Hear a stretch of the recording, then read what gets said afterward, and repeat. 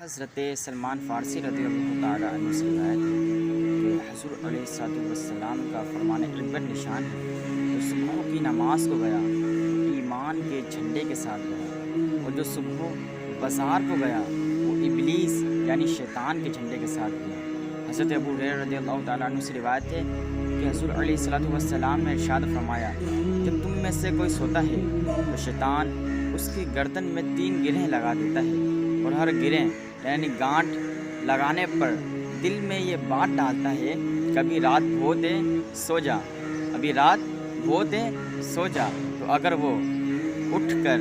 اللہ تبارک و تعالیٰ کا ذکر کرے تو ایک گراہ یعنی گانٹھ کھل جاتی ہے، اور اگر وہ وضو کرے تو دوسری گراہ بھی کھل جاتی ہے، اور اگر وہ اٹھ کر نماز پڑھے